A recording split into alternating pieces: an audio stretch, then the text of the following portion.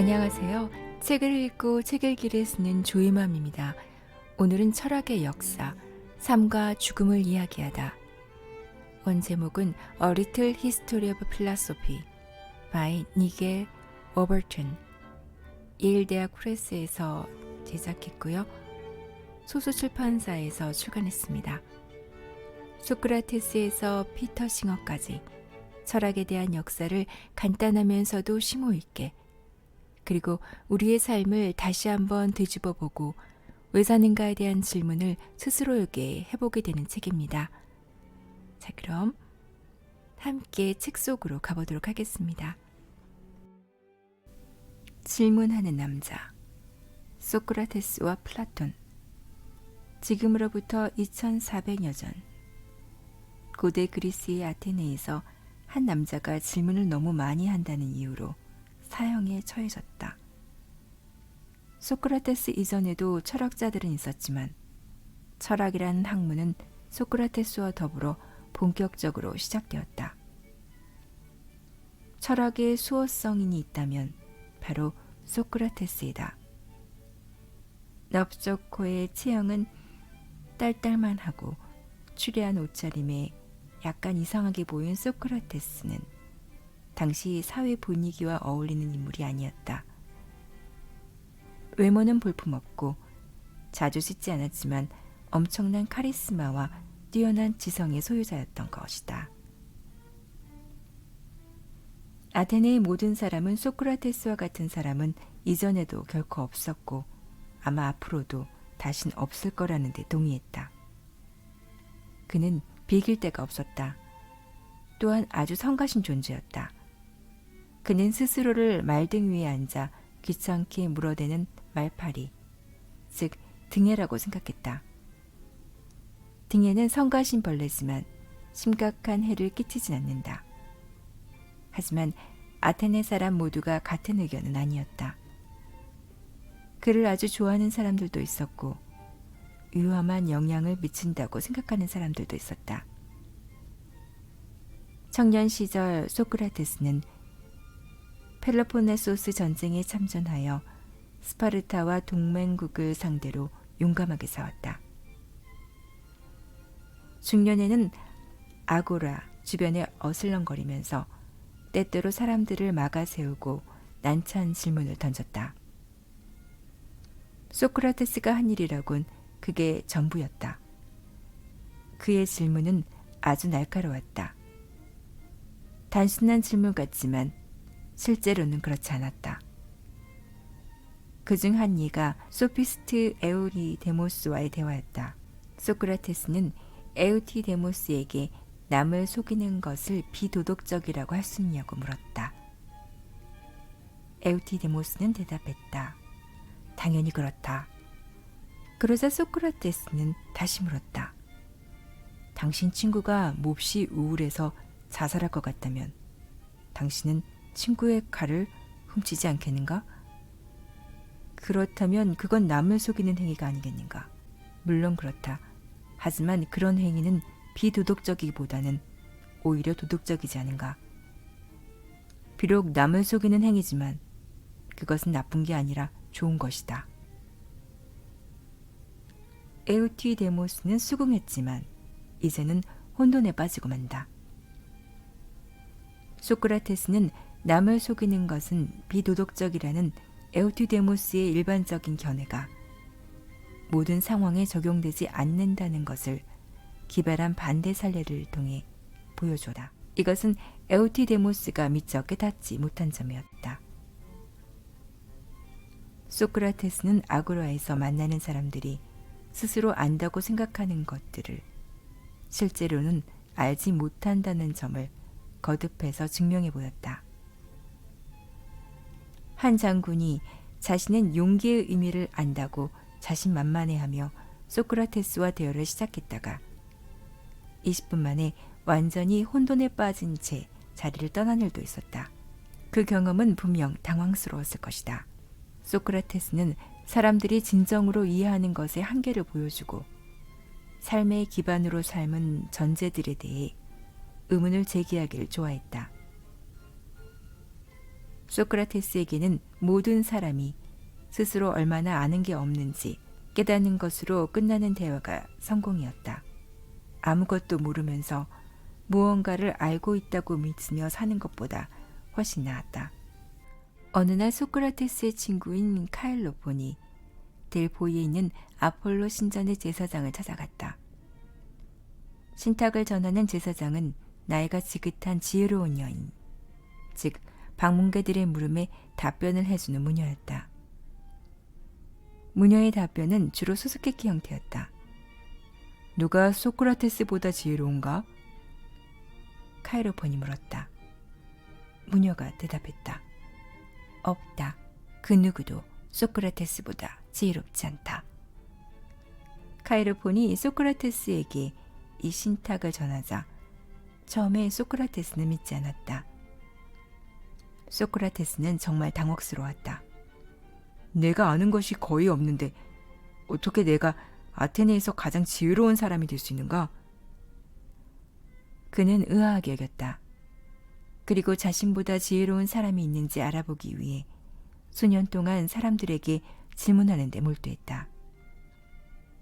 마침내 소크라테스는 무녀의 답변이 무슨 의미인지 이해했고 그녀가 옳았음을 깨달았다. 많은 사람들은 자신이 하는 일을 잘했다. 목수는 목공일을 잘했고 병사는 전투에 대해 알았다. 그러나 그들 중 누구도 진정으로 지혜롭지 않았다.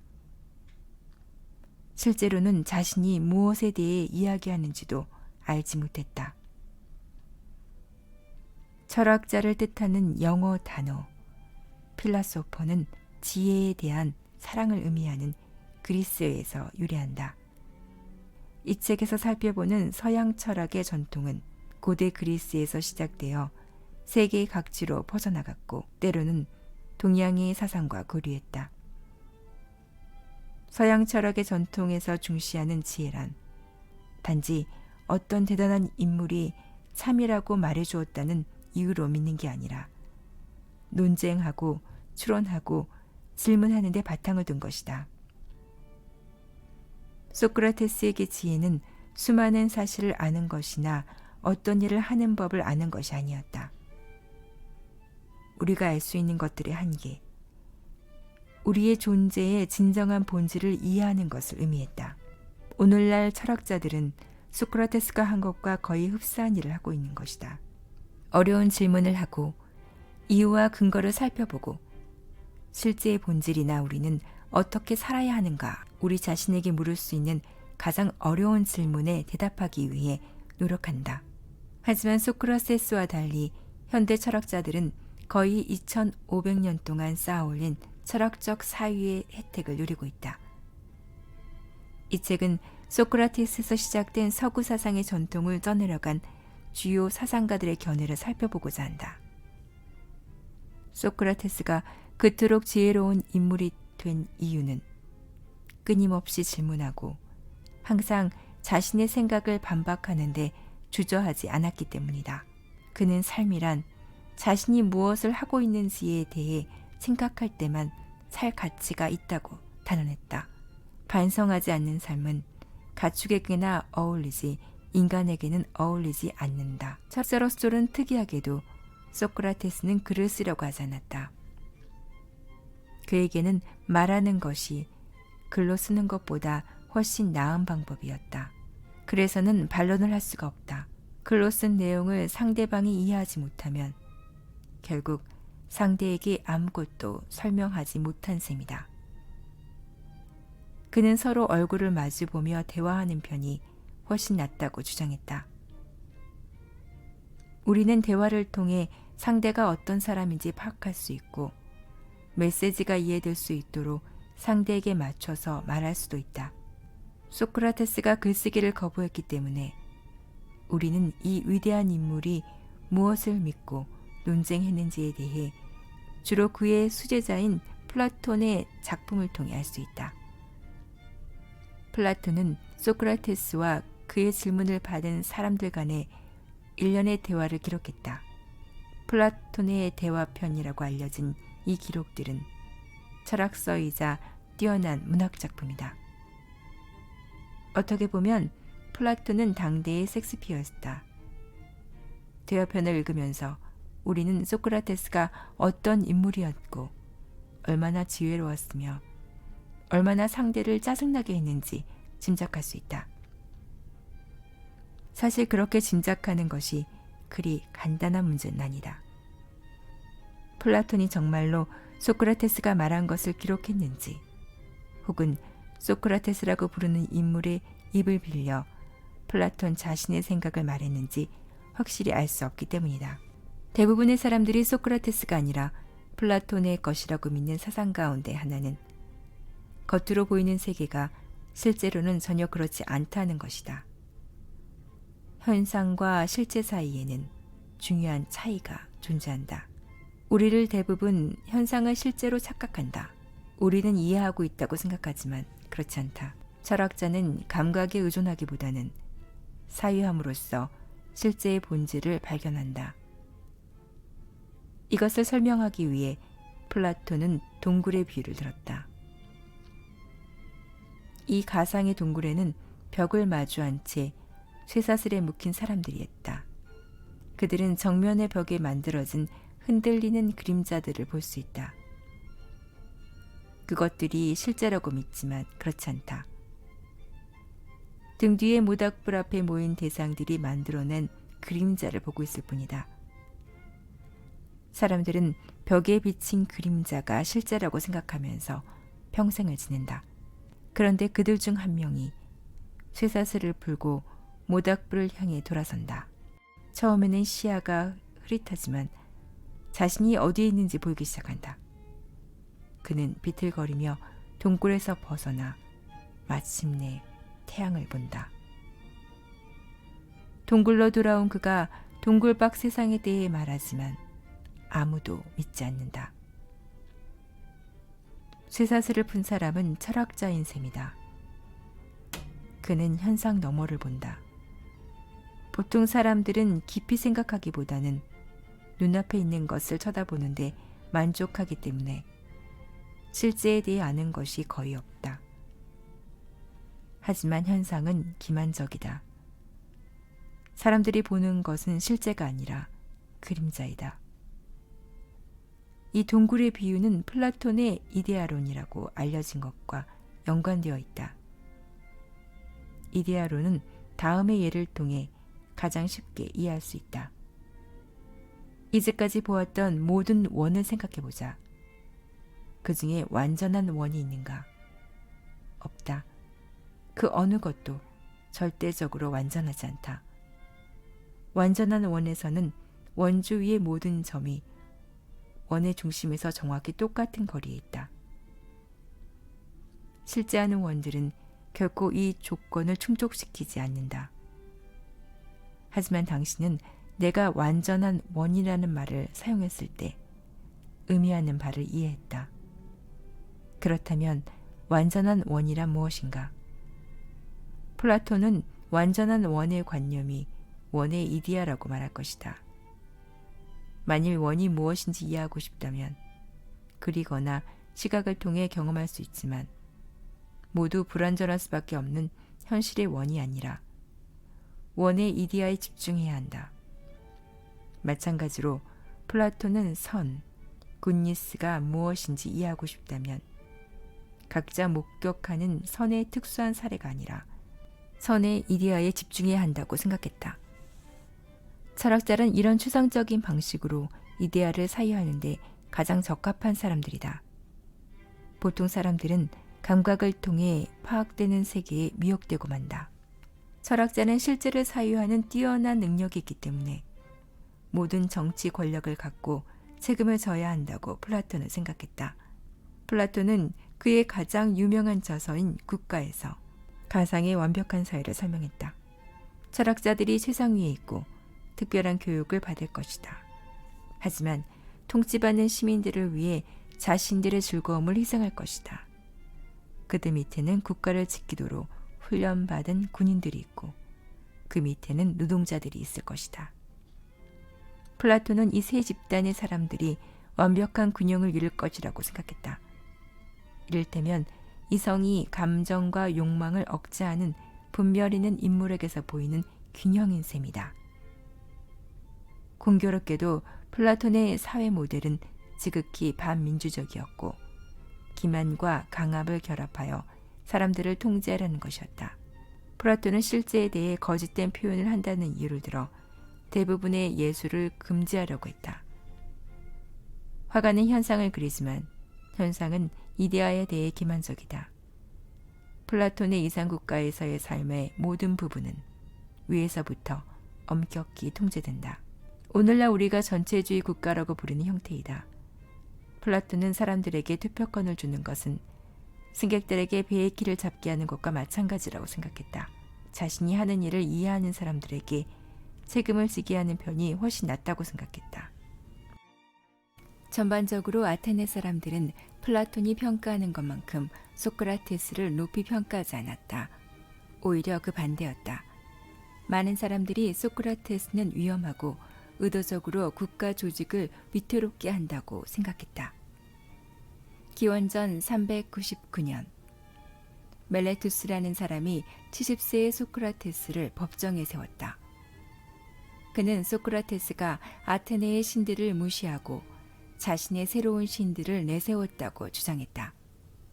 또한 아테네의 젊은이들에게 방종을 가르치고 국가 조직에 맞서라고 부추긴다고 했다. 이런 것들은 아주 심각한 죄목이었다. 이 죄목들이 얼마나 정확했는지 지금으로서는 알기 어렵다. 어쩌면 소크라테스가 정말로 제자들에게 국가의 종교를 따르지 않도록 종용했을 수도 있다. 또한 그가 아테네의 민주주의를 즐겨 조롱했다는 몇 가지 증거도 있다. 이는 소크라테스의 성격과도 일맥상통하는 면이 있었을 것이다. 분명한 점은 많은 아테네 시민들이 그런 혐의를 믿었다는 것이다. 아테네 시민들은 소크라테스의 유죄 여부를 놓고 투표를 했다. 501명의 시민으로 구성된 대규모 배심원단에서 과반이 조금 넘은 수가 유죄라고 생각했고 그에게 사형을 선고했다. 만일 그 자신이 원했다면 소크라테스는 말을 바꿔서 사형을 피할 수도 있었을 것이다. 그러나 오히려 사람들을 귀찮게 했다는 등해라는 명성에 걸맞게 자신은 잘못한 것이 전혀 없으며 아테네 시민들은 자신에게 벌을 내리는 대신 평생 무료 식사를 제공하는 상을 줘야 한다고 주장해서 아테네 시민들을 더욱 화나게 만들었다. 소크라테스는 몸을 서서히 마비시키는 독 미나리도 만든 독약을 마시는 사형 선고를 받았다. 그는 아내와 세 아들에게 작별 인사를 한 다음 제자들을 주위로 불러 모았다. 만일 더는 어려운 질문을 하지 않고 조용히 살아가는 선택을 할 수 있었다 해도 소크라테스는 그러지 않았을 것이다. 그는 차라리 죽음을 선택했다. 그는 끊임없이 모든 것에 의문을 제기하라고 말하는 내면의 목소리에 귀를 기울였고 그것을 외면할 수 없었다. 그래서 그는 독배를 들었고 이내 숨을 거두었다. 하지만 플라톤의 대화 속에서 소크라테스는 여전히 살아있다. 끊임없이 질문을 던지고 대상이 실제로 어떻게 존재하는지 사유하기를 멈추느니 차라리 죽음을 선택하겠다던 이 까다로운 인물은 이후 철학자들에게 영감을 주었다. 소크라테스에게 직접적인 영향을 받은 이들은 그 주변 사람들이었다. 스승인 소크라테스의 죽음 이후 플라톤은 소크라테스의 정신으로 그 가르침을 이어갔다. 플라톤의 제자들 중 단연코 가장 인상적인 인물은 아리스토텔레스였다. 그러나 아리스토텔레스는 소크라테스와 플라톤과 아주 다른 부류의 사상가였다. 자, 지금까지 철학의 역사, 질문하는 남자, 소크라테스와 플라톤 첫 장을 함께 읽어봤습니다. 자, 다음 이 시간에는 진정한 행복, 아리스토텔레스의 이야기를 함께 읽어보도록 하겠습니다. 예, 감사합니다. 지금까지 좋은 마음 책 읽기 김선이었습니다.